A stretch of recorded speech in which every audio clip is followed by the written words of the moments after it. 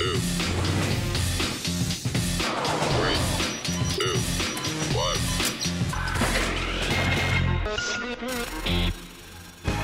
사랑해줘요. 나를 잊지 마요. 안녕하세요. 저널리즘 토크쇼 저입니다. 오늘 함께해 주실 분들 소개해드리겠습니다. 먼저 비평 끝판왕 강유정 강남대 한영문화컨텐츠학과 교수입니다. 어서 오세요. 안녕하세요. 강유정입니다. 팟캐스트 황태자 최욱 씨예요. 어서 오세요. 네, 반갑습니다. 최욱입니다. 네, 타협 없는 비평가죠. 임재원 변호사입니다. 어서 오십시오. 안녕하세요. 임재원입니다. 코로나19가 장기화하면서 경제 위기가 중요한 이슈로 떠오르고 있습니다. 관련 보도를 비평하기 위해서 경제 전문가 오늘 모셨습니다. 박상인 서울대 행정대학원 교수입니다. 어서 오십시오. 네, 안녕하세요. 박상인입니다. 네. 아유, 우리 서울대 교수님. 삼성과 맞서 싸운 분으로 아주 유명하시더라고요. 네. 근데 사실 저보고 삼성 저격수라는 분도 계시는데 저는 그 표현 안 좋아하는 편입니다. 왜냐하면 삼성그룹 총수 일가의 일탈과 불법을 비난하는 것입니다. 그것은 결국 삼성이라는 기업 집단이 좋아지게 하려고 하는 비판이기 때문에 삼성 도와주는 사람이라고 저는 생각을 합니다. 삼성 저격수가 아니라 삼성 조력자. 삼성 제대로 많이 만든 삼성 백신이시네요. 네. 자, 그리고 회를 거듭할수록 폭풍 취재력을 보여주고 있는 찐 기자죠. 예, KBS 이지은 기자도 함께합니다. 어서 오세요. 네, 안녕하세요. 이지은입니다. 얼마 전 쿠팡 부천 물류센터에서 대규모 집단 감염이 발생을 했죠. 그런데 이를 두고 일부 언론에서 상당히 실망스러운 보도들이 나왔습니다. 지난 5월 29일자 조선일보 기사 쿠팡 바이러스도 로켓 배송, 뉴스원 기사, 어제는 쿠팡, 오늘은 마켓컬리 옮겨 다니는 알바 슈퍼 전파자 나오나? 그러니까 그것인데요. 우리 사회에 좀 은닉되어 있던 계층적인 혐오가 조금 드러난 게 아닌가 조금 우려스러운 부분이 있는데, 왜냐하면 사실 슈퍼 전파자는 사후적으로 우리가 알아낼 수 있는 거지 예측할 수 있는 부분이 아니거든요. 근데 여기서는 그 알바로 옮겨 다니는 것만으로도 슈퍼 전파자 될 가능성이 높다라고 이미 낙인을 찍고 있다라는 겁니다. 그리고 단기 알바라는 걸 굉장히 강조하고 있는데 엄밀히 말해서 누구나 슈퍼 전파자가 될 수 있거든요. 적당히 대응을 못할 것이다라는 예측 때문에 더 쉽게 제목을 붙인 게 아닌가 싶어서 좀 우려스러웠습니다. 네, 요 이제 기사 보면은 댓글이 많이 달려 있습니다. 그래요. 예, 이 경솔한 기사를 꾸짖는 따끔하면서도 따뜻한 댓글. 열심히 사시는 분들이다. 엮지 마라. 아니, 가슴 아픈 뉴스인데 왜 제목 장사를 하고 있느냐라고 따끔하게 혼내고 있습니다. 네. 뒤따라서 나오는 보도들도 좀 문제가 있는 경우들이 있었는데요. 서울경제 불안한 쿠팡 마켓컬리 대신 주부들 선택은 쓱닷컴 매출 40% 증가.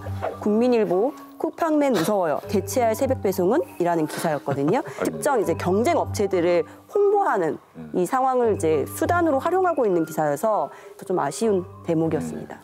아시다시피 코로나19 때문에 인터넷 쇼핑이 늘어나니까 거기에 종사하는 사람들이 좁은 공간에서 더 많은 사람들이 일을 하게 만든 것이죠. 이렇게 열악한 근로 환경에서 일을 하는 것이 소비자들에게는 낮은 가격으로 혜택이라고 우리가 착각하기 쉬웠었다는 것이죠. 근데 결국은 이런 전염병이 일어날 수 있는 환경을 만들어주고 소비자들에게도 결국은 손해로 돌아온다는 것을 좀 우리가 알아야 된다. 그래서 노동 조건 근로 환경을 개선한다는 것이 소비자에게도 혜택을 준다. 거기에 들어가는 비용을 소비자가 더 지불하는 것이 궁극적으로 더 바람직하다. 이런 식의 보도 또는 분석들이 있었으면 얼마나 좋았을까라는 참 아쉬움이 남습니다. 저는 좋은 기사를 소개하고 싶은데 이제 외국 기사죠. 그 3월 15일 날 뉴욕타임즈에서 실린 기사인데 이게 이제 한국말로 번역하면은 제목이 코로나 바이러스 노출 위험이 가장 큰 노동자들 정도가 될 것 같아요. 인포그래픽 기사인데요. 그 업무 성격상 이제 사람을 만나는 빈도나 그 접촉 거리 등을 통해서 감염 위험을 정량화한 그래프를 제시를 하면서 어느 직업군이 가장 위험한가? 근데 그 위험군이 국가적 방역 대책, 그러니까 이제 뭐 재택근무를 해야 된다든가 유급휴가를 줘야 된다든가 그런 부분에서 또 얼마나 배제되어 있는가를 되게 시각적으로 표현을 하는 거예요. 결과적으로 이 기사가 하고 싶은 얘기는 가장 위험한 노동자들이 가장 방치되어 있다라는 이야기를 하는데, 그러니까 이런 구조적인 문제를 효과적으로 드러내는 기사가 많이 나왔으면 좋겠습니다. 자, 코로나19 사태를 겪으면서 우리 사회의 다양한 영역에 변화가 또 요구가 되고 있습니다. 오늘 저널리즘 토크쇼 제2에서는 코로나 경제 위기 속 나라 빚을 걱정하는 언론의 셈법 살펴보겠고요. 이어서 뉴스타파 김경래 기자와 함께 한명숙 사건에서 드러난 검언 유착 실태를 짚어보는 시간 따로 마련했습니다. 이 방송은 KBS 1TV, 마이케이 웨이브, 유튜브, 페이스북을 통해서도 만나실 수 있습니다.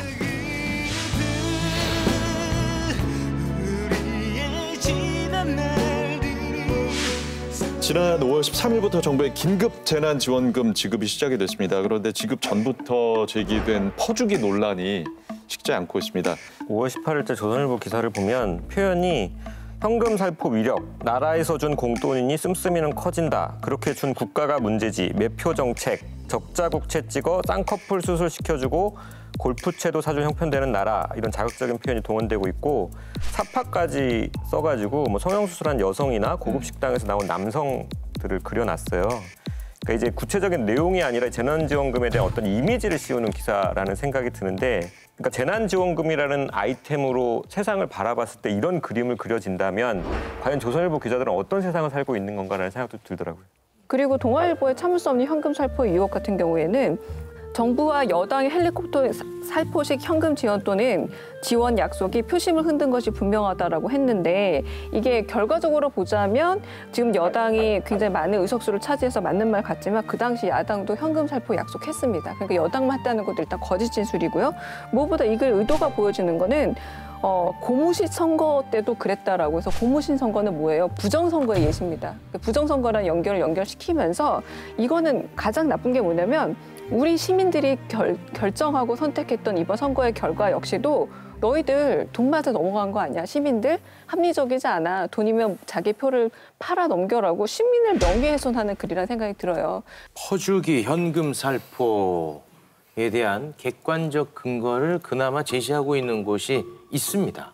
매일경제 기사인데요.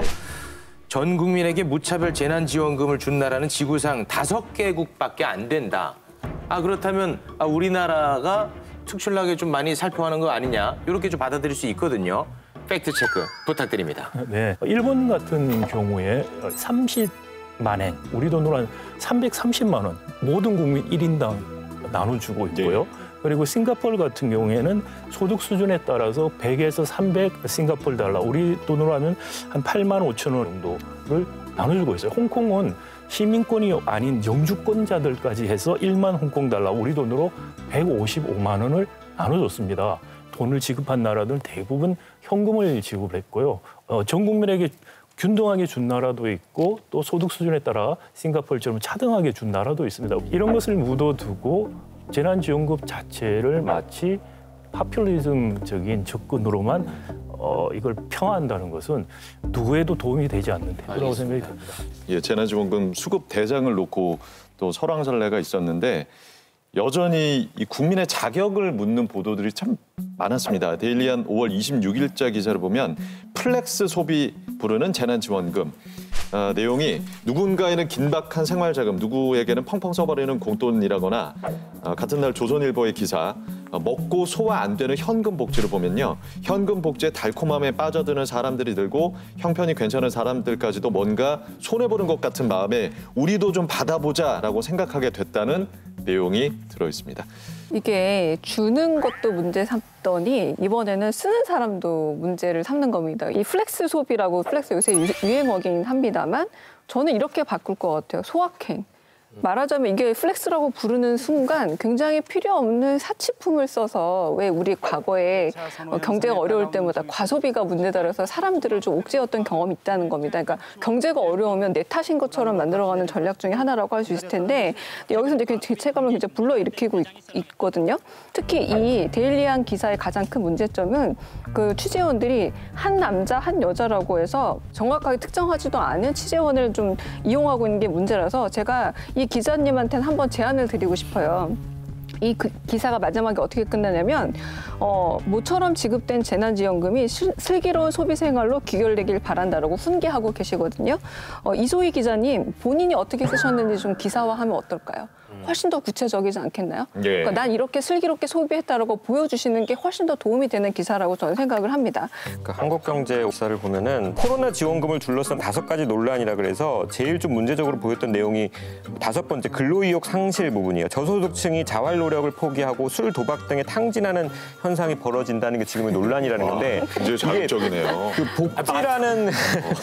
복지라는 주제를 가지고 아주 오래전부터 되게 고루하게 나왔던 비판이잖아요. 예. 저는 우리 사회가 복지라는 문제를 놓고 조금 더 나은 단계의 토론을 지금 하고 있다는 생각이 들어요. 선별적 복지냐 보편적 복지냐. 복지가 국민의 권리다. 근데도 다시 이런 얘기를 하는 것은 뒷목 잡는 언론인 거죠. 사회가 이미 나아갔는데 불러도 안 치는 거죠, 다시. 아니 그런 얘기를 할 거면 돈 한 1억이나 주고 얘기를 하던가. 아이고 그거 정말 너무하네. 그 국민들이 슬기로운 소비를 하지 못할까 봐 매우 걱정하고 있지 않습니까? 뭐 가령 서장훈 씨가 키높이 구두를 사지 않는 이상 뭘 사든 무슨 관계입니까? 좀 소비하면 어떻습니까? 아 정말 속상하네요. 키높이 구두 또 사면 어떻습니까? 그건 안 돼요. 네, 서장훈 씨는 그건 안 됩니다. 네. 최욱 씨도 받았죠? 네. 뭐 샀어요? 아니 이수미 음식 기자처럼. 먹고 네. 네, 그 또 주변에 고생하시는 팀분들에게 또 제가 회식비로 또 제공하고 제이 제작진은 뭐 저희는- 없었던 것 같은데 네. 아무것도 앞으로 슬기롭게 소비하겠습니다. 네, 슬기롭지 않았습니다. 재난지원금 사용처에 대해서도 언론에서 제기하고 있는 논란이 참 다양합니다. 저널리즘 토크쇼 제2에서 직접 팩트 체크해봤습니다.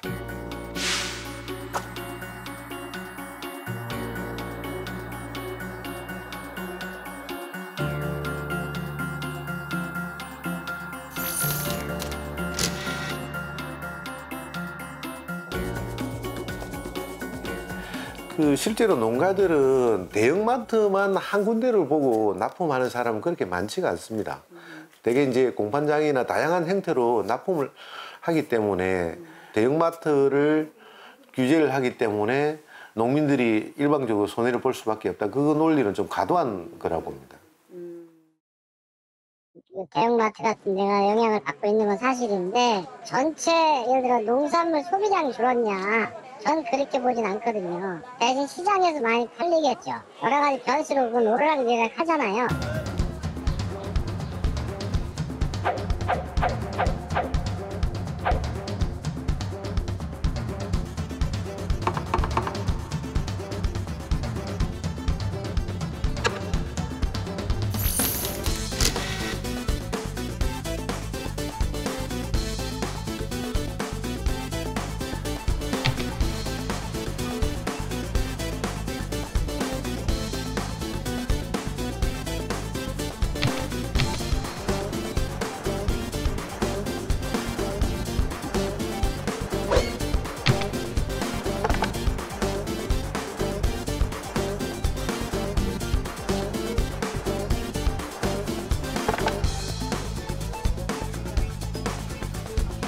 여기 등급 판정도 따위 다 있어요. 이게 말이 안 되는 거죠. 시장에서 왜 안 팔아요? 팔 수 있으면 하는 거죠.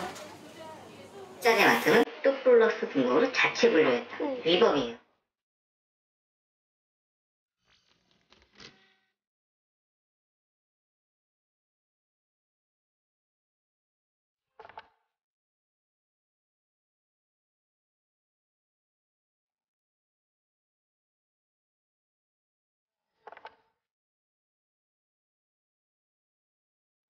네 캔에 9,000원. 저희가 그 전담도 자료도 다 있어요. 그러니까 그분이 명확히 보진 않았어요.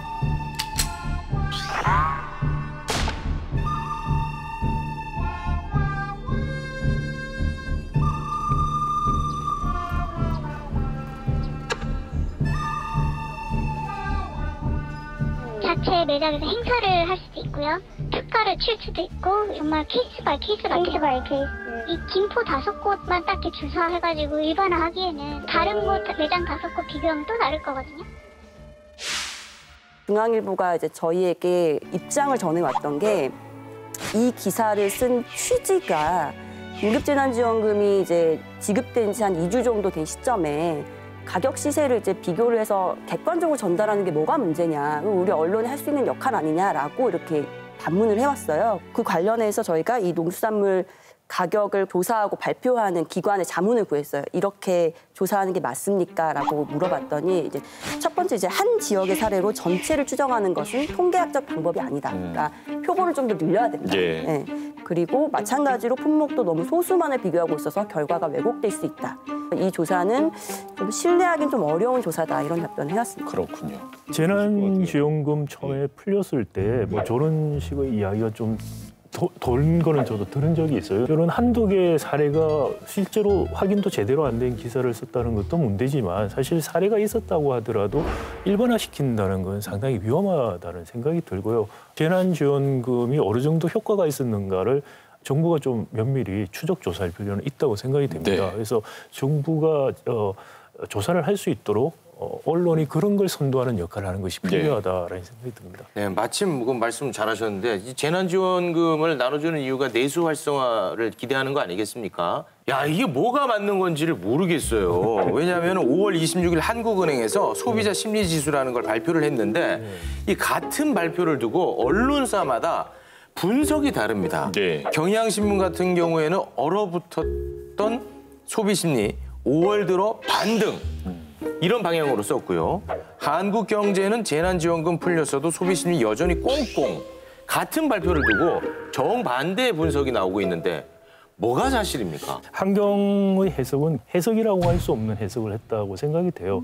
소비자 심리 지수가 100보다 높다 그러면 앞으로 소비자들이 경제에 대해서 낙관적인 입장을 갖고 있다는 걸 보여주고요. 네. 100보다 낮으면 비관적이라는 것이죠. 근데 네. 지금 보시면은 3월에 코로나 충격이 오면서 급격하게 떨어지기 시작합니다. 그리고 4월에도 계속해서 추가로 하락을 했는데 5월이 되면서 반등을 했어요. 그러니까 반등이 됐다는 것은 저건 해석의 문제가 아니고 사실을 잃는 문제라고 생각이 돼요. 근데 이것을 꽁꽁이라고 이야기하는 것은 이건 해석의 문제가 아니고 호도의 문제가 이 꽁꽁은 아니야. 네, 이거는 굉장히 미스리딩한 국민들에게 잘못된 인상을 주기 위한 기사다. 굉장히 저는 한경 기사에 실망을 했고요. 네. 흔히 우리가 같은 보수 계통 신문이라고 했는데 조선일보도 5월 소비자 심리 지수 급반등이라고 썼더라고요. 네. 그러니까 경향에서는 반등했는데 7%포인트가 뛴다는 거는 사실은 급반등이라 할 수 있는데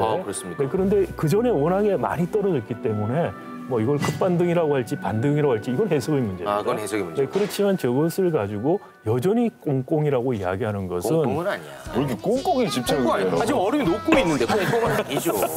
그래프를 봐도 사실 경향 같은 경우는 7개월을 설정을 했는데 한경은 5개월이거든요. 이것도 뭔가 의도가 있다라고 보여집니까? 그거는 저 그림에서 보는 것처럼 기간이 한경처럼 이렇게 짧게 이렇게 늘렸죠. 옆으로 늘리니까 떨어지고 올라가는 반등되는 부분이 아주 크게 반등 안 되는 것 같이 보일 수 있게 그렸다는 차이가 있고요. 이제 기간을 좀 더 늘리면은 더 촘촘해지니까 그러니까 경향신문 같이 좀 더 급하게 떨어졌다가 다시 반등되는 게 보이는 것이죠. 그래서 이거는 그래프 같은 걸 가지고 사실 장난을 장난 많이 치는구나. 굉장히 많기 때문에 소비자 읽을 때 수치를 좀 정확하게 보고 이해하는 게 필요하다. 이미지에 너무 이렇게 좌우돼서는 안 된다고 생각합니다.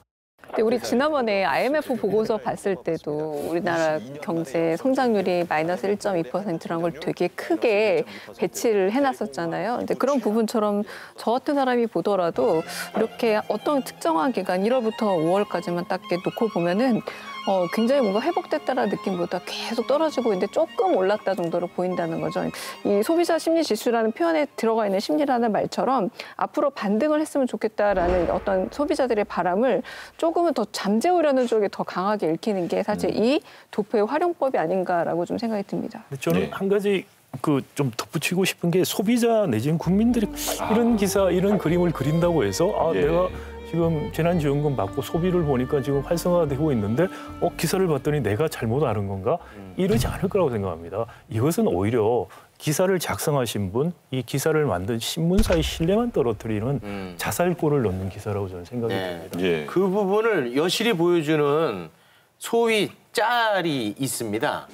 직수효과 짤이라고 해가지고 이 굉장히 인기를 많이 끌고 있습니다. 재난지원금의 효과가 이렇게 크다. 이 그림을 보시면 아시겠습니다만 그냥 바로 쏴줍니다.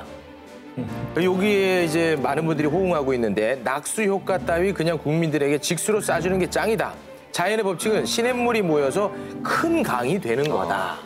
아, 이거 거의 뭐 경제 교과서 아닙니까?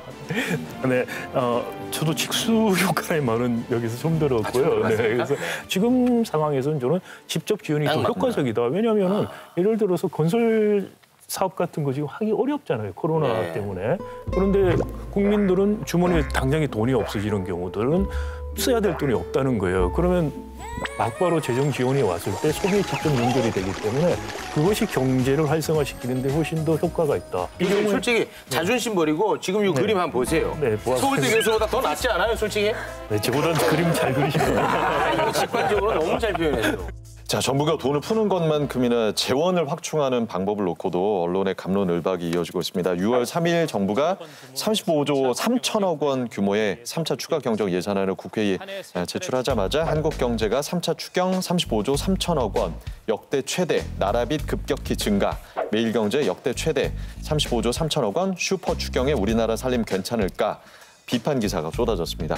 당초 3차 추경이 예고됐을 때부터 일부 언론이 독설에 가까운 기사를 사실 썼거든요. 그 예로 중앙일보 5월 28일자 칼럼을 보면 이정재의 시시각각에서 나랏돈 못 써 안 달란 분들, 단군 이래 최대의 나랏돈을 퍼붓는 중이다. 나라가 거덜나고 미래 세대가 쪽박을 찰 수도 있다는 내용을 담고 있습니다. 네, 이정재 기자의 또 라이벌이 있죠. 김광일. 네, 예. 어느덧 이제 김광일 선생님은 우리 팀원 같아요. 너무 자주 다뤄가지고. 제작진. 네. 조선일보 5월 27일자 김광일의 입을 보면요. 네, 나라 걱정 그만하자. 정권은 5년짜리 바지 사장이지 절대 오너가 아니다. 오너는 국민이다. 그러니까 간단히 얘기하면 정권 마음대로 해서 국민에게 피해 입히지 마라 이런 건데 이 보면은 바지 사장이라는 용어를 잘못 썼어요. 어떻게 바지 사장이 자기 마음대로 합니까? 그 바지 사장을 보통 주는 오너는 좀 부도덕한 오너 아닙니까? 그렇잖아요. 그러니까 실질적 사장이 바지 사장을 주는 이유는 아 이건 오히려 국민을 뭐라고 해요. 예리하시네. 그러니까 탈법적인 이익을 꾀하는 사람들이 보통 바지 사장을 두잖아요. 수족이죠, 말하자면. 네. 그리고 여기 보면은 가장 문제적인 것 중에 하나가 뭐냐면 지금은 전시다라는 대통령의 말을 약간 곡해해서 어떻게 얘기하냐면 개인과 민간 기업이 갖고 있는 사유재산을 징발할 수 있다라고 그러니까 못을 받고 있어요. 사유재산 징발할 거다. 이제 곧 이렇게 책임지지 못할 비유를 써서는 안 되고 이거는 무책임을 넘어서서 부도덕한 비유다라고 말씀드리고 싶습니다. 지금 추경 재정적인 지원 그리고 금융적인 대책 두 가지를 제외하고 할 수 있는 것이 없습니다. 세계 각국이 그러기 때문에 재정 정책과 금융 정책을 총동원해서 위기, 이 실물 충격이 구조적인 충격, 경제 위기로 전이된 것을 막으려고 노력을 하는 것입니다. 그리고 예상하지 않았던 이런 충격 때문에 어려움에 처한 분들이 생활이 무너지고 가정이 무너진 걸 막기 위해서 구제 정책을 하고 있는 것이죠. 저는 정말 묻고 싶습니다. 뭘 그러면 제안하는 것이냐? 돈을 쓴다, 재정을 쓴다, 그래서 국가 부채가 올라간다? 그거 걱정을 하는 것이 정말 진정성 있는 걱정이라면은 다른 대안이 뭐냐라는 거죠. 다른 대안이 있으면 뭐 충분히 토론도 하고 우리가 귀를 기울여서 들을 필요도 있다고 생각하는데 그런 대안은 사실 없어요. 자, 재정 확대 관련 기사에서 빠지지 않고 등장하는 용어가 있는데요. 바로 국가 채무 비율입니다. 한국경제 5월 28일자 칼럼 국가 신용 등급이 떨어지는 날에선 한국의 국가 신용 등급이 다시 위태로워지고 있다. 국가 채무가 너무 빠르게 늘고 있어서다라고 강하게 경고를 하고 있습니다. 조금 무섭더라고요. 걱정도 되고. 요거 보면 이제 간단하게 이렇게 정리가 가능하거든요. 재난지원금은 무차별 살포하면 국가의 빚이 늘어납니다. 그러면 국가의 신용 등급이 낮아져요. 외국인 투자자들 다 빠져나갑니다. 국가는 부도가 나죠. 이거 무섭죠. 사실 이런 기사 읽으면. 뭘 알아야 말이죠, 제가. 걱정 안 해도 됩니까?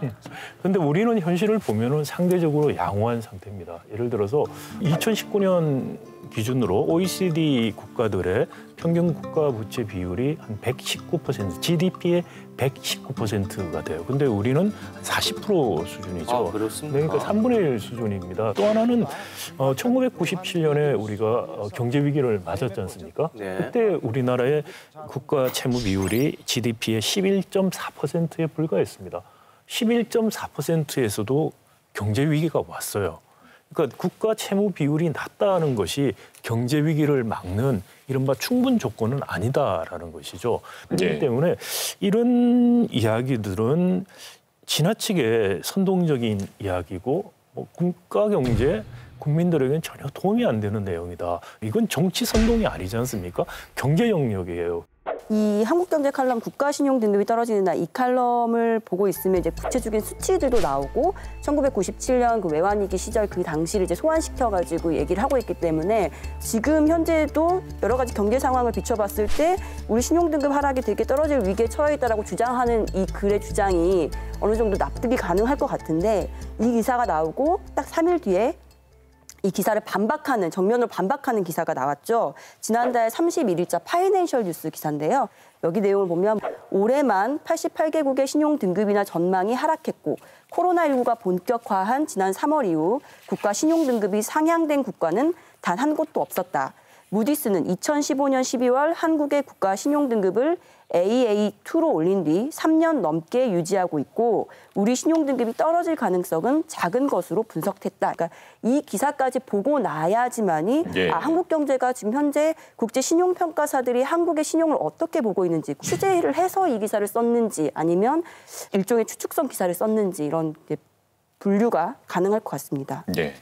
제가 한 가지만 그 팩트를 말씀을 드리면은 97년에 위기가 왔을 때 신용 등급이 24일 만에 그렇게 떨어진 것은 경제 위기 발생 이후에 떨어진 겁니다.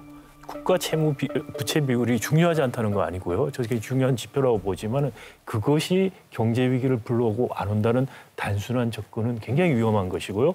지금 긴급하고 적절한 재정을 지출하자고 하는 것은 홈피로 막을 수 있는 것을 가래로도 못 막는 그런 상황이 되는 걸 막자는 취지라고 할 수 있겠습니다. 예전 자료를 찾아보니까 이번에 3차 추경 전에 국회 통과 기준으로 역대 최대 추경이 2009년 4월에 있었더라고요. 당시 보도를 보면은 그 추경 자체에 대한 비판은 없고요. 오히려 빨리 추경해야 된다라는 기사들이 있고, 그다음에 다만 이제 예산이 낭비되지 않도록 잘 써야 된다, 불필요한 지출을 없애야 된다 이런 기사들이 있었던 거죠. 근데 지금이 코로나 위기가 그때보다는 더 어려운 때가 아닌가라는 생각이 드는데 근데 일부 언론들은 요즘 나오는 기사를 보면 추경 자체를 비판하는 게 아닌가라는 생각이 들고 다른 대안을 얘기하면서 비판했으면 좋겠는데 그것도 안 보여서 안타깝습니다. 한번 읽어볼게요. 기업 가게가 얼어붙은 혹한기엔 정부마다 팔을 걷어붙이고 나서는 게 세계적 현상이다. 미국, 유럽, 일본, 중국도 재정 확대를 통해 일자리 유지 안간입니다. 생존을 위협받는 취약계층을 위해 사회 안전망도 튼튼하게 보강해야 한다. 중앙일보 기사인데 웬일이지? 봤더니 2009년 2월 26일 기사일 뿐입니다. 왜 이렇게 정파적으로만 그때 당시 정부에는 이렇게 해야 되는 게 옳은 것이고 지금 와서는 이게 다 잘못된 것이라고 얘기하고 있는지 자기 언론 그리고 자기 언론의 이론 안에서도 굉장히 일관성이 없다라는 게 저는 굉장히 안타깝다고 여겨집니다. 자, 한편으로는 언론에서 정말 나라 빚을 걱정하고 있는 거지 의구심이 들기도 합니다. 경제 위기를 걱정하는 기사의 결론이 거의 다 비슷하게 끝나기 때문인데 법인세, 최저임금 인하, 원격 의료 허용, 주 52시간 탈원전 재고 또 나옵니다. 계속 반복이 되네요, 최욱 씨. 제일 시작하면서 거의 뭐 매주 등장하는 단골 레파토리죠. 대한민국이 아무튼간에 모든 문제는 주 52시간 때문입니다.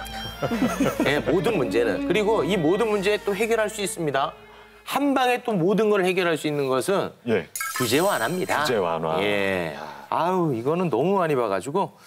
정말 그 기업들 원하는 대로 규제 완화하면 위기를 극복할 수 있나요? 이게 이제 전형적인 재난 자본주의적인 태도라고 생각이 돼요. 사실 위기가 온 원인 또 위기가 왔을 때 우리가 어떻게 대처하는가라는 그런 차원에서 접근하는 것이 아니고 기존의 기득권에서 계속해서 그 위기 이전부터 요구했던 규제 완화라든지 이런 것들을 재난적 상황에서 다시 한번 요구해서 결국은 더 기득권을 강화시키려고 하는 그런 시도다.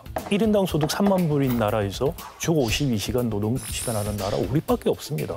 장시간 노동, 저임금 노동으로 그런 가격 경쟁력 위주로 한국 경제가 앞으로 지속 가능한 성장할 수 있을까? 저는 불가능하다고 생각합니다.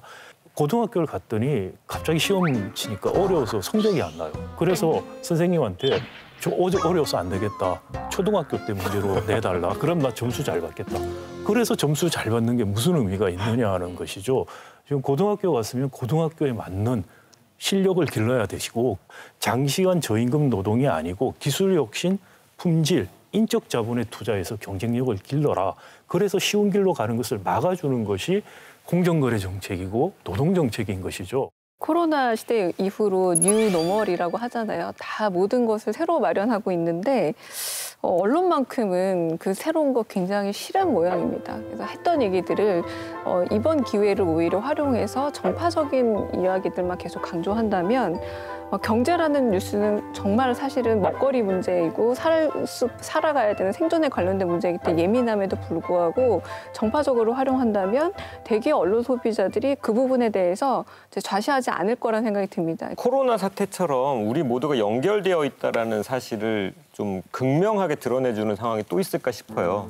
그러니까 나의 이웃의 건강이 곧 나의 건강이고 우리 사회 취약계층의 삶이 우리 사회 전체의 안정과 평온에 굉장히 중요하다라는 어쩌면 우리가 예전부터 알아야 됐던 진실을 정말 극명하게 드러내는 상황이잖아요. 그러면 우리 언론도 그러한 연결고리에 집중해줬으면 좋겠다. 즉 사회적 취약계층의 삶에 대해서 계속 좀 조명을 해줬으면 좋겠어요. 그래서 그분들이 나만 힘든 게 아니고 우리 사회가 같이 힘들어하고 있고 심지어 우리 언론, 우리 사회가 나의 삶을 바라보고 있구나, 비추고 있다라는 위로도 주고 그분들의 삶을 국가, 정부, 우리 사회에게 전달하는 역할도 언론이 했으면 좋겠습니다. 자, 오늘 함께해 주신 박상인 교수님 그리고 이지윤 기자 고맙습니다.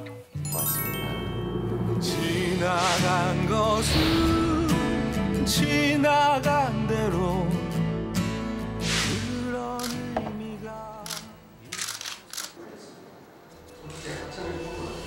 참여정부 시절 한명숙 전 국무총리에게 수만 달러를 건넸다. 대한통운 전 사장이 검찰에서 진술했습니다. 5만 달러를 받은 혐의로 기소된 한명숙 전 총리에 대해 1심에서 무죄가 선고됐습니다. 재판부는 우선 돈을 건넸다는 박영욱 전 대한통운사장 진술의 신빙성이 없다고 판단했습니다. 저를 믿고 끝까지 성원해 주신 국민 여러분께도 고개 숙여 감사를 드립니다. 검찰이 한명숙 전 총리가 그에게 불법 정치 자금을 받은 정황을 포착하고 본격 수사에 나섰습니다. 뇌물수수 혐의에 대한 선고를 하루 앞둔 시점이어서 파장이 일고 있습니다. 검찰 조사에서 한 전 총리에게 돈을 줬다고 진술했던 건설업자 한모 씨가 말을 바꿨습니다.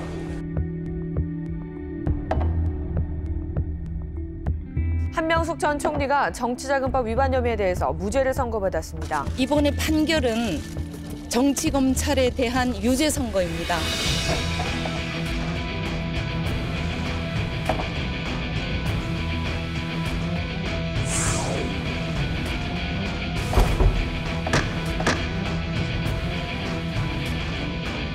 모두 도와주겠다. 총리님 유죄만 나오면 재기할 수 있게, 회사 찾을 수 있게. 단, 총리님 유죄 나와야 한다. 살아날 수 있는 길은 총리님께 제공했던 것 이외엔 선택의 여지가 없었다. 지난 2010년에 있었던 한명숙 전 총리의 정치자금법 위반 사건이 최근 정치권에 뜨거운 감자로 급부상했습니다. 독립언론 뉴스타파가 당시 수사 과정에서 발생한 검찰의 위법 행위들에 대해 의혹을 제기했기 때문인데요. 직접 취재한 뉴스타파 김경래 기자 모셨습니다. 어서 오세요. 안녕하세요. 네. 서강대 언론문화연구소 홍성일 박사 나오셨습니다. 어서 오세요. 네, 반갑습니다. 뉴스타파가 보도한 당시 증인들의 증언이 사실이라면 이 검찰이 죄수들과 사건을 공모를 하고 거짓 증언을 하도록 꾸민 엄청난 사건이잖아요. 네. 처음 뉴스타파 보도를 접하시고 어떤 생각들을 하셨는지 그게 궁금합니다.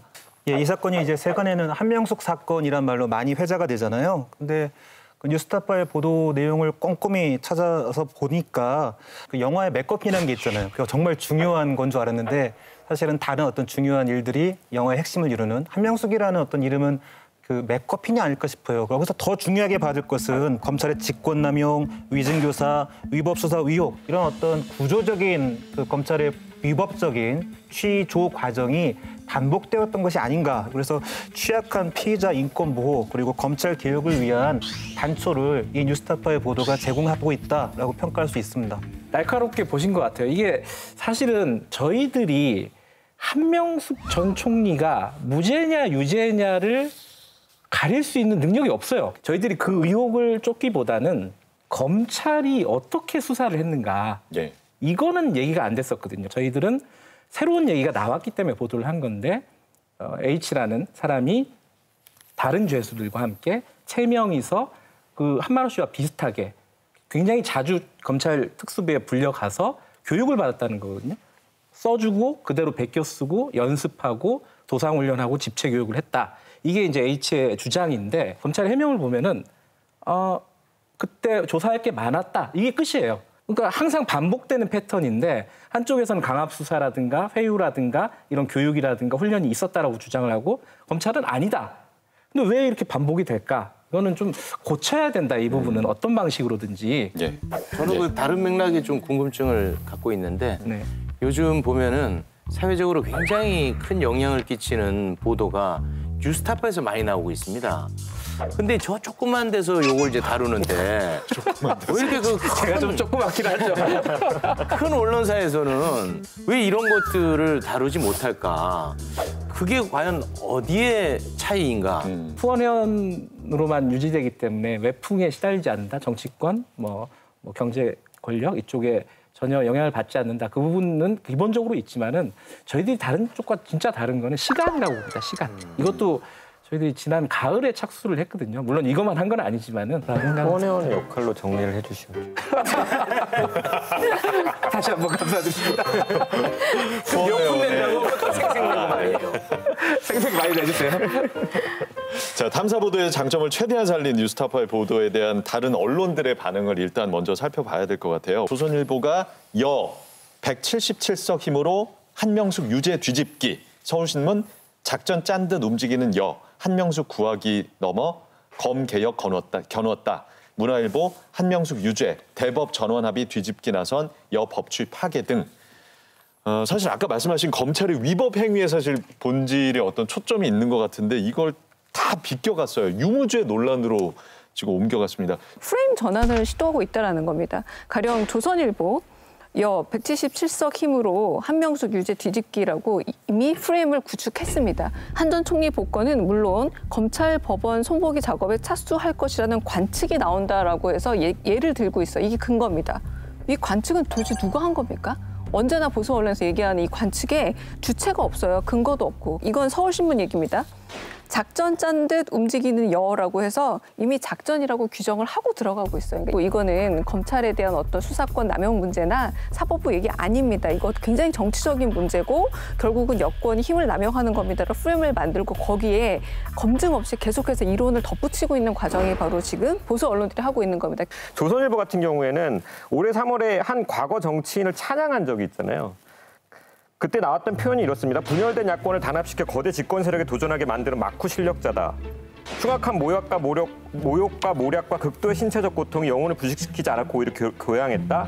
재임 중 형사적 책임을 물을 불법 행위는 전무했다. 수감의 부당성이 하늘을 찌른다. 이게 그 직권남용, 뇌물, 선거법 위반 등으로 구속 수감된 박근혜 씨에 대한 이야기거든요. 그러니까 여기에 대해서 이미 확정 판결이 난 사안에 대해서 조선일보에서 이렇게 말했습니다. 그러니까 지금 한명숙 씨의 수사 과정에서 나왔던 그런 위법한 정황이라는 게 박근혜 씨 수사 과정에서는 아직까지 나온 것이 없죠. 그럼에도 불구하고 당시 그런 보도를 한 지금 조선일보가 사법 불신을 이야기하는 것은 굉장히 이중적인 거죠. 자, 여권이 한명숙의 무죄를 주장하고 있다는 야당과 일부 언론의 비판 지금도 계속되고 있습니다. 그래서 저널리즘 토크쇼 제2에서 한 전 총리의 무죄를 주장한 실제 발언이 있었는지 확인해봤습니다. 그 수감 중인 증인을 불러내서 협박하고 회유한 그런 것들로 채워진 비망록으로 알고 있습니다. 한국의 사법 제도를 엎으려고 한다 이런 논란은 저는 본인에 대한 그 명예훼손이 되기 때문에 그런 논란은 안 하셨으면 좋겠어요. 검찰 조직을 지휘하고 있는 제 입장으로서는 문제가 있는 수사 방식 중에 하나로 이것도 떠오르고 있다면 이것도 예외 없이 한번 조사는 해봐야 된다라는. 사법농단 문건에도 바로 이 소위 한명숙 사건이 반복적으로 나온다는 사실입니다. 새누리당이 한명숙 의원의 정자법 위반 사건에 대한 신속한 처리를 공식적으로 요청했고, 근데 만약에 무죄가 나오면은 이 새누리당을 설득하기 어렵다라는 취지입니다. 한만호 비망록이 과연 검찰의 말대로 엄격한 사법적 판단을 받은 문건이라고 100% 확신할 수 있을지 의문입니다. 재심 요건을 갖추는 건 굉장히 어려운 일이에요. 그래서 뭐 재심을 통해서 뭐 재판의 결과를 뭐 당장 뒤집는다, 안 뒤집는다, 뭐 이런 얘기들 언론에서 많이 나오는데 네. 그런 건 굉장히 나중 일이고요. 그걸 뭐 지금부터 염두에 두고 뭔가 이루어져야 된다고 생각하지도 않고요. 공수처가 설치가 된다면 공수처의 수사 범위에 들어가는 건 맞습니다. 공수처는 굉장한 독립성을 가지게 되기 때문에 그렇죠. 공수처의 판단에 달린 문제라고밖에 말씀드릴 수가 없습니다. 5월 22일자 조선일보를 보면은 한명숙 사건 법적으로 재심 어렵자 박주민 공수처의 수사 이래가지고 마치 재심이 어려울 것 같으니까 공수처로 돌린다 이런 식으로 또 얘기를 하는데 굉장히 악의적인 왜곡이고 재심이 어려우니까가 아니라 재심과 무관하게 심지어 재심을 염두에 두지 않더라도 이 문제는 중요하다는 얘기를 계속 하고 있다는 거죠. 사실은 재심이란 말은 꺼내지는 않았지만 예컨대 김태년 원내대표 같은 경우에는 이렇게 얘기를 했거든요. 한 전 총리가 검찰의 강압수사, 사법농단의 피해자임을 가리킨다. 모든 정황이. 이렇게 얘기를 했어요. 그러면은 듣는 사람 입장에서는 이거 사건을 처음부터 다시 한번 봐야 되는 거 아니냐라는 취지로 얘기를 했다고 받아들일 수는 있거든요. 근데 그 얘기가 새로운 얘기는 아니라는 거예요. 이번에 뭐 거대 여당과 특별히 관련이 있어서 얘기를 한 것 같지는 않고 원래부터 계속 주장했던 얘기.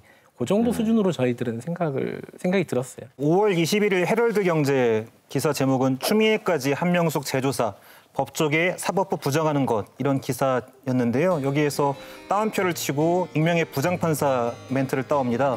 익명의 부장판사는 해당 사건은 대법원 전원 합의체의 판단을 받은 만큼 법원의 최고 권위 있는 결정을 받은 사건인데 사법부 자체를 인정하지 못하겠다는 것인지 의문이다라는 말을 따오면서요. 그러니까 확정 판결을 뒤집으려 하는 시도로서 그 법무부 장관하고 사법부하고 이 싸움을 좀 붙이고 있거든요. 이 뉴스타파의 의도와는 전혀 다르게 간단하게 얘기하면 여당이 이제 총선에서 압승을 하니까 이제 자기들 마음대로 한명숙도 유죄에서 무죄로 뒤집으려고 한다. 뭐 이런 거 아니겠습니까? 근데 이거는 시간 순서상 또 맞지가 않습니다. 일단 총선 전부터 취재를 한 거잖아요. 뭐 이건 뭐 설명하기도 좀 그렇긴 한데. 거대 여당이 될 것을 예상하고 저희들이 주제에 착수했고 이렇게 얘기는 그렇게 되는 거죠. 네, 순서로도 뭐 전혀 맞지가 않은데 아무튼 이쪽으로 지금 계속 가고 있습니다. 이거를 아주 여실히 보여주는 영상이 있는데요. 우리 제2의 또 다른 이제 팀원처럼 느껴지는 TV조선의 김광일의 입. 여기를 보면은 뭐 한명숙 유죄 뒤집기뿐만 아니라 모든 걸 다 뒤집는다고 이야기하고 있습니다. 지난 5월 25일이죠. 당시 수사팀이 뉴스타파의 보도는 명백한 허위라면서 A4 용지 5장 분량의 입장문을 기자들에게 전달을 했습니다. 저희들이 보도를 하고 나서 저희들이 질의를 대검한테 했거든요. 대검이 이제 회신을 보내준 거예요. 연락이 와가지고 뭐라고 하냐면은 대검은 이러이러하게 밝혔다라고 저희들이 기사에 썼거든요. 그거를 대검은 밝혔다고 쓰지 말고 수사팀이 대검을 통해서 이렇게 밝혔다라고 써달라는 거예요. 그래서 이것도 뭐지? 처음 듣는 초식이라고 해야 되나? 그렇거든요, 이게. 그래서 저희들이 바꿔줬어요. 그럼 못 들어줄 바는 아니잖아요. 그래서 기사까지 바꿔줬어요, 실제로. 그래서 그 부분도 좀 이상하고. 그리고 예컨대 3명을 저희들이 모아가지고 집체 교육을 했다 이런 주장을 보도를 했잖아요. 그러지 않았다. 엄격하게 분리해서 조사를 했다라고 했는데 나중에 또 뒤에 문장을 보면은 셋이 모여서 또 밥을 먹었다고 이렇게 또 얘기를 해요. 그래서 조사는 분리하되 밥은 또 같이 먹는 것인가 뭐 이런 의문도 들고요. 디테일이 좀 부족했다, 검찰이. 그래서 검찰이 이런 조직이 아닌데 조금 급하게 만든 게 아닌가. 저희들끼리는 약간 그런 판단이 좀 들었습니다. 네, 그래서 제가 좀 궁금한 게 검찰이 입장을 내면 뭐 언론은 무조건 받아 쓴다. 뭐 확인한 것만 62건 정도 되는 것 같아요. 어찌됐든 뉴스타파와 검찰이 다른 이야기를 한단 말이에요. 네. 혹시 기자님한테 기자들이 네. 전화를 해서 뭐 팩트 체크를 한다든지 아니면은 뭐 의견을 구한다든지 뭐 그런 과정이 좀 있었습니까? 일부 있었어요. 한두 건 정도는 있었는데 네. 대부분은 그렇지 않고요. 보통 그 습성이 그런 것 같아요. 그러니까 이 뉴스타파라는 데서 얘기한 거는 믿을 수가 없는 것이고 검찰은 믿을 만한 조직이잖아요. 왜냐하면 거짓말을 하면 원래는 안 되는 조직이잖아요. 그렇기 때문에 요즘 또 그런지 몰라도 예전에도 그런 경우들이 되게 많았다고 그래요. 그러니까 기사를 쓰면은 다음 날 이제 차장 검사하고 티타임을 하면서 차장 검사 채점을 해주는 거죠. 그러니까 뭐 A1보 기사는 이거는 팩트가 틀렸습니다. 그러면은 이제 깨갱하는 거고 B1보 기사는 요거는 저희들이 확인해 보겠습니다. 뭐 이러면은 우쭐을 하는 그런 또 약간 채점 시간 같은 게 있었다 그래요. 요새는 그런지 잘 모르겠습니다. 하지만 어쨌든 검찰에 대한 신뢰도가 너무 높은 게 지나치게 높은 게 좀 문제가 아닌가. 자, 검찰의 입장문을 받아 쓰는 기사들을 보면서 10년 전 고 한만호 씨가 기록한 언론의 민낯이 또 자연스럽게 떠오릅니다. 비망록에 적힌 언론의 모습, 네. 어떤 것들이 있는지 좀 짚어주세요, 김경래 기자가. 그럼 검사와 언론을 같이 지칭한 건데 검찰의 언론 플레이는 마술사와 같다. 이런 얘기를 해요. 그러니까 황당한 거예요, 이 사람은. 어떻게 이럴 수가 있지? 내 얘기가 이렇게 생중계되듯이 이쪽으로 얘기했는데 왜 자기한테 돌아오는 거죠, 이렇게 신문으로. 그러니까 그 부분이 가장 놀라웠다는 얘기가 반복적으로 좀 적혀 있습니다.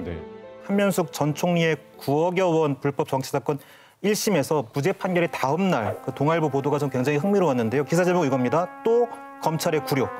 누군가에게는 저는 이게 굴욕일 수 있겠지만 또 다른 누군가에게는 생과 사를 가르는 재판이거든요. 근데 여기서 굴욕이다라는 메시지를 줬을 때 이 기사가 지금 누구한테 이입해 있는지 알 수 있는 대목이고요. 2010년 12월에 법정에서 한만호 씨 진술분봉이 있었다라고 계속해서 저희가 살펴보지 않았었습니까? 근데 이 기사에서는 2011년 기사입니다. 검찰은 애초 이 회사 전 대표 한만호 씨의 자발적인 진술을 확보한 뒤 수사에 착수했다라고 이야기함으로써 이 기사만 놓고 봤을 때 동아일보는 상당히 친검찰 쪽이었습니다. 너무 많이 사실은 본 일이기도 합니다. 뭐 지난번에 조국 전국에서도 그랬고 언제나 사건이 터지면 그리고 막상 검찰의 수사를 받은 분들이 의아해하는 거는 어떤 점에서는 반대 진술을 했을 때 내 의견은 싹 사라지고 검찰에서 얘기한 것만 나오더라. 검찰에서 보도하는 건 언제나 정답으로 어떤 말 그대로 크로스 체크라던가 다른 검토도 없이 무조건 검찰반 보도는 금과 억저다. 되게 중요한 정보다라고 단독이라는 이름을 달고 굉장히 속보 경쟁을 하면서 나오고 있는 것. 사실 저는 그때나 지금이나 좀 똑같은 거 아닌가라는 생각이 들기도 합니다. 네, 저희가 지금 한명숙 전 총리 사건 당시에 검찰과 언론과의 관계를 지금 보고 있는데 수년이 지난 지금도 전혀 달라지지 않았다는 사실에 굉장히 가슴이 아픕니다. 왜냐하면 채널A 검언 유착 의혹 사건이 계속해서 오버랩이 됩니다. 관련해서 검언 유착 의혹을 받고 있는 채널A가 진상조사위원회를 꾸렸죠. 꾸린 지 55일 만에 결과를 공개를 했습니다. 채널A 진상조사위원회 결론은 신라젠 취재 착수 과정에서 이 기자가 검찰 관계자와 논의했다고 볼 만한 근거는 확인되지 않았다라고 결론을 내렸습니다. 이 사안이 그 로비 의혹 취재 과정에서 벌어진 범죄 행위가 본질인 거잖아요. 그러니까 검찰 수뇌부와의 어떤 유착 관계를 암시하면서 그 구속되어 있는 사람한테 이제 협박을 해가지고 이제 원하는 정보를 끌어내고자 했던. 그러니까 그것도 일종의 취재 행위지만 조금 지나치다라고 볼 거냐. 그것은 취재가 아니지. 그거는 기자의 신분을 이용한 범죄 행위냐라고 볼 거냐가 사실은 채널A에게 가장 먼저 묻고 싶은 그 관점인 것 같아요. 그런데 이번에 보고서를 내면서 신라젠 사건 정관계 로비 의혹 취재 과정에 대한 진상 보고서라고 그랬어요. 그러니까 우리가 조사를 요구하는 그 대상이 빠져버렸어요, 제목에. 이걸 취재 과정이라고 얘기한 것을 보면 결국에는 채널A는 이게 좀 문제가 있을지언정 그냥 좀 지나친 취재 정도의 문제의식을 갖고 있다는 생각이 들고 그러면 어쩌면 앞으로 또 이런 일이 발생하지 않으란 법이 없다 이런 의구심도 드는 거죠. 그런데 진상조사 보고서를 보면은 검언 유착이 의심되는 내용이 있습니다. 이 기자가 후배 기자에게 이런 얘기를 합니다. 갑자기 모 검사가 나는 나대로 어떻게 할 수가 있으니까 만나봐 봐.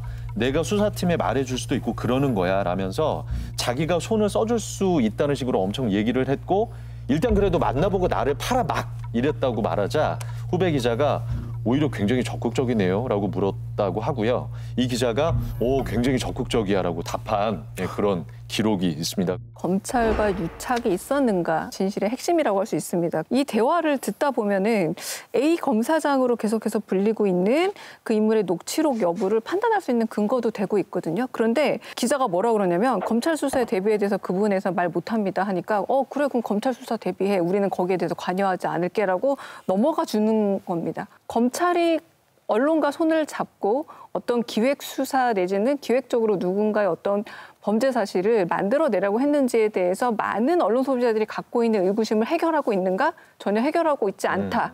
의혹을 오히려 덮고 있다라고 보여집니다. 예전에 그 KBS 국회 도청 사건이 있었어요.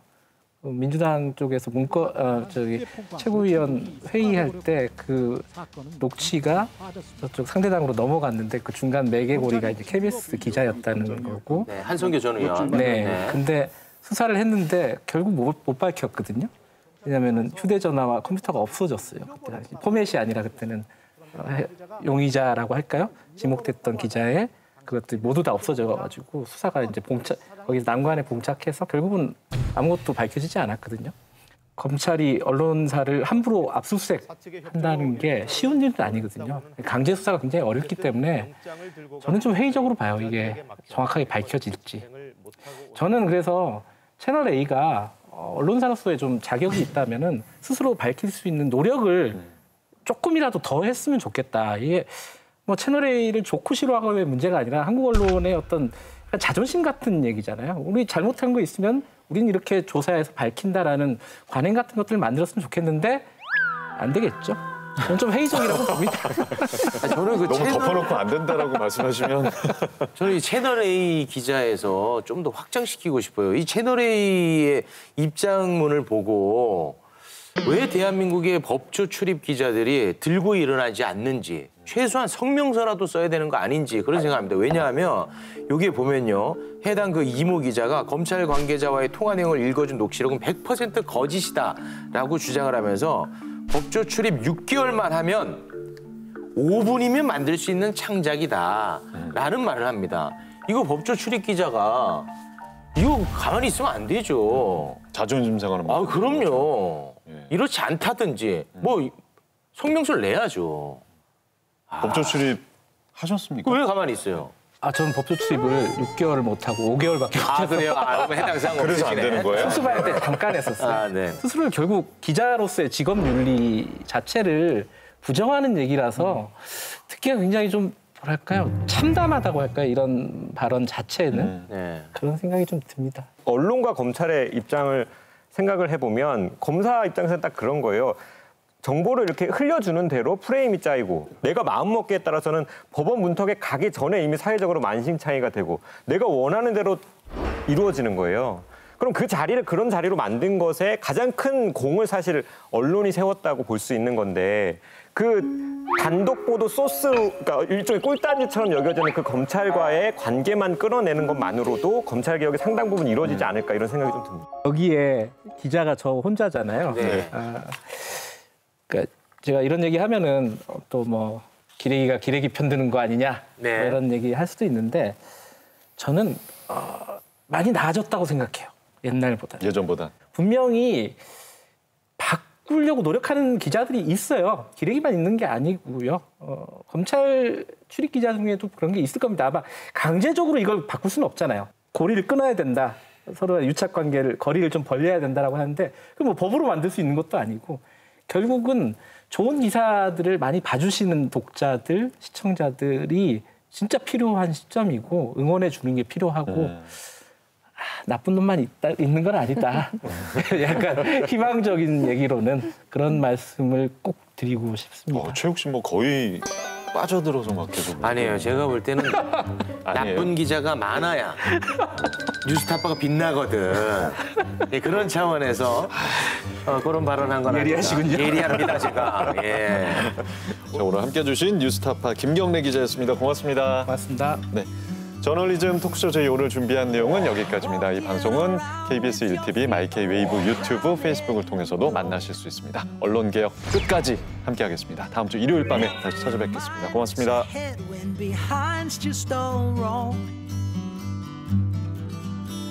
and grace is bestowed on the heads of the ones looking for. And if you're feeling regal, well, maybe you've earned it then, so falling and climbing and falling again, just let go. Falling and climbing and falling again, just let go. 3, 2, 3, 2, 1.